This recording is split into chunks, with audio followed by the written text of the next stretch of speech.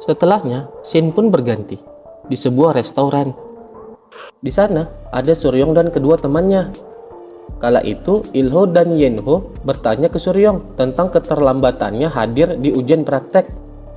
Lebih baik jangan tanyakan aku tentang hal itu. Aku hanya membantu seseorang yang kukenal dan sesuatu malah menjadi rumit.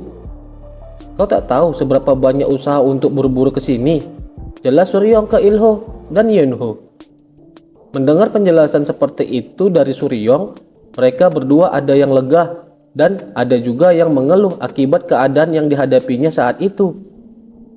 Akhirnya, agar suasana hati mereka berubah, Suryong pun menawarkan akan menraktir mereka sepuasnya.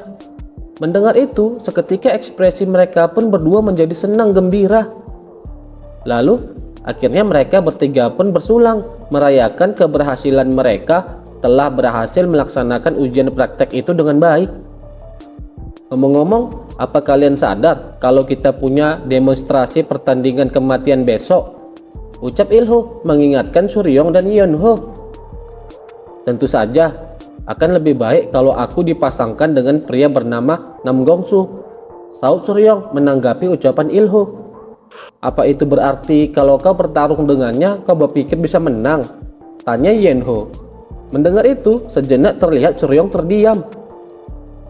Ya, jika itu menggunakan external art, aku yakin tidak akan kalah, pikir Suryong dalam benaknya. Baiklah, itu hanya sebuah sparring, apa yang perlu dikhawatirkan? Minum sajalah, ucap Suryong sembari meminum minumannya. Begitu juga dengan Yenho, ia pun membenarkan ucapan Suryong. Tiba-tiba, dari belakang Suryong, dengan aura yang gelap, Mae Gukreong menghampiri. Kau bocah nakal. Kecintaanmu untuk minum begitu banyak itu mirip seperti ayahmu. Mendengar suara kakeknya, seketika Suryong sangat kaget, sampai-sampai matanya terbelalak.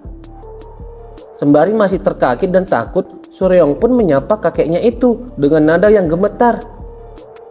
Menyadari kepala siswa telah hadir di sana, Yenho dan Ilho dengan refleks bersembunyi di bawah meja. Dengan kesal, Suryong pun menyadari tingkah kedua temannya itu. Apakah kau terluka? Provokasi yang sebelumnya itu terlalu berat untuk tubuhmu, ucap Mae Gukreong ke Suryong sembari mengambil sesuatu dari dalam saku bajunya. Ini tak seburuk itu, sahut Suryong dengan canggung. Kemudian, tiba-tiba Mae Gukreong memberikan sebuah pil ke Suryong. Ada aroma samar yang berasal dari sini. Aku tahu pil ini langka dengan hanya melihatnya saja, tapi kenapa? Pikir Suryong dalam benaknya sembari menerima pil yang diberikan kakeknya itu.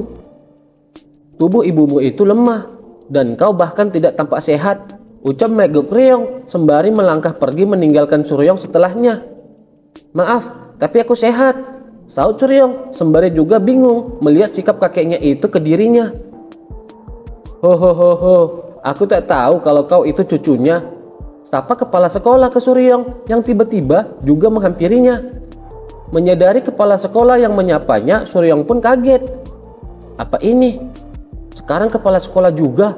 Aku bahkan tidak bisa merasakan keberadaannya di sini, gumam Suryong dalam benaknya.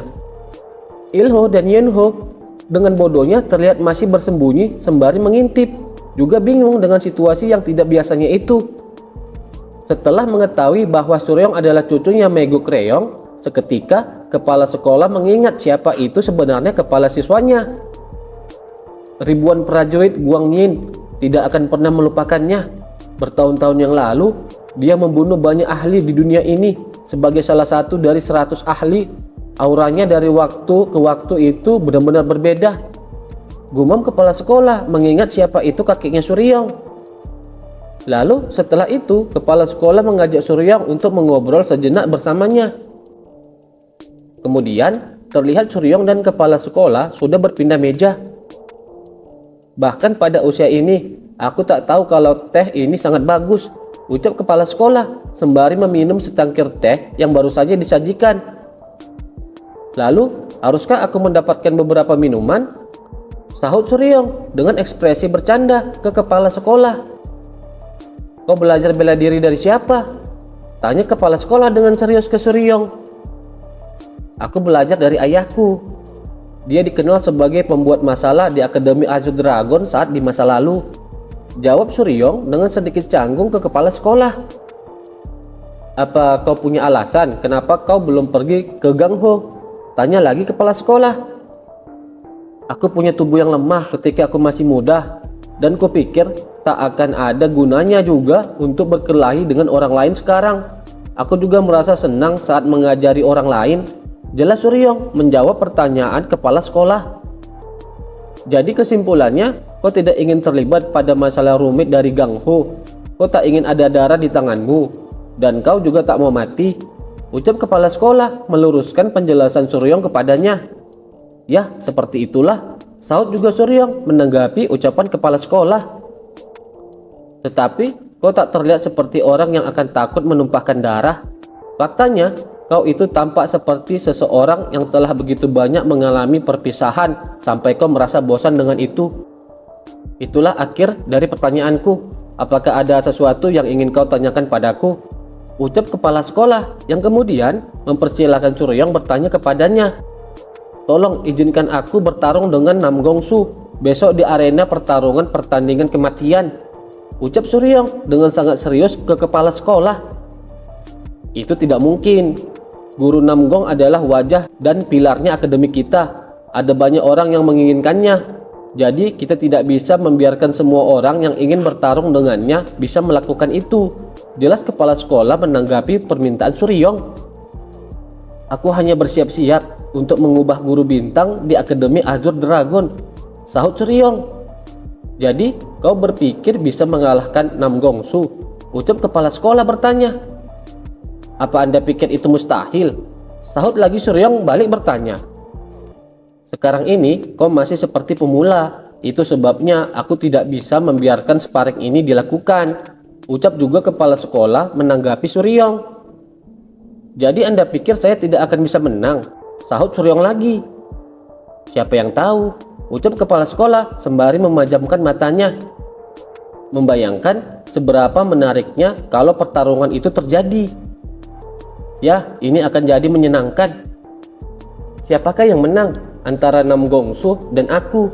Tanya lagi Suryong ke kepala sekolah. Oh, tak akan seru kalau harus memberitahumu. Sebenarnya lawanmu telah ditentukan, jadi aku tidak bisa mengubahnya lagi. Ucap kepala sekolah menjawab Suryong. Ya, kalau memang sudah seperti itu, tak ada lagi yang bisa kulakukan. Sahut juga Suryong merespon kembali ucapan kepala sekolah. Apa kau ingin menjadi guru bintang? Tanya kepala sekolah lagi. Tentu saja, itu adalah alasan kenapa aku datang ke Akademi Azur Dragon. Jawab Suryong. Lalu menurutmu apa itu guru bintang? Tanya lagi kepala sekolah. Ya, guru yang baik dalam mengajar seni bela diri. Seseorang yang telah menerima kepercayaan dari peserta pelatihan. Tidak, maksudnya telah menerima kepercayaan siswa dan semua orang dalam organisasi dengan keterampilan mereka. Jelas Suryong. Jadi seperti itulah yang kau pikirkan. Namun sebenarnya itu sedikit berbeda. Kakek dari pihak ayahmu itu juga orang yang sangat terampil, dan wakil kepala sekolah adalah seorang yang mampu berdiri di murim dengan ilmu pedangnya. Tapi hanya dengan itu saja tidaklah cukup. Kenapa kau pikir guru Nam Gong adalah guru bintang dari Akademi Azur Dragon? Jelas kepala sekolah lalu bertanya balik ke Suryong. Karena dia muda dan tampan. Aku juga punya keyakinan dalam hal itu juga. Jawab Suryong singkat sembari tersenyum ke kepala sekolah. Bukan itu yang ingin aku tahu. Sahut kepala sekolah menanggapi jawaban Suryong itu. Apa ada cara untuk menjadi guru bintang? Tanya balik Suryong. Jika aku tahu, maka aku sendiri juga akan menjadi guru bintang. Mendengar jawaban kepala sekolah seperti itu, Suryong seketika menjadi sangat kesal. Ingatlah, dalam hal apapun, janganlah bersifat terburu-buru dan tidak sabaran. Melihatmu, aku jadi teringat ketika pertama kali bertemu guru Nam Gong. Kalian berdua itu tampak sama. Namun, aku sangat tidak suka dengan guru Nam Gong yang sekarang. Tentu saja, dia juga melakukan segalanya yang dia bisa untuk akademi. Kalau itu kau, aku yakin akan mampu untuk pergi di jalan yang berbeda dari yang dilakukan guru Nam Gong. Jelas kepala sekolah ke Suryong sembari akan pergi meninggalkan tempat itu. Kepala sekolah, apa alasan Anda menceritakan semuanya? Sahut Suryong lagi bertanya ke kepala sekolah. Siapa yang tahu? Sahut kepala sekolah lagi menjawab pertanyaan Suryong. Setelahnya terlihat juga Suryong keluar dari tempat itu. Sembari sedikit mabuk, Suryong teringat kembali akan perkataannya sendiri sewaktu berbincang dengan kepala sekolah. Dan setelahnya, ia mengingat tingkah dirinya di masa lalu. Di masa lalu, saat aku berada di Kultus Darah, aku adalah salah satu guru seni bela diri terbaik. Akulah yang mengajari mereka berempat menggunakan seni bela diri. Mungkin kepribadian mereka telah musnah sejak usia muda karena mereka cuma diajarkan untuk taat. Kala itu, Suryong di masa lalu malah mengomeli murid-muridnya dengan sangat keras. Guru, tak bisakah kami menyerah saja? Tanya salah seorang murid ke Suryong di masa lalu. Ya, kau cuma akan dibuang kalau sudah tak berguna lagi, karena akan ada banyak orang lain yang bisa menggantikanmu.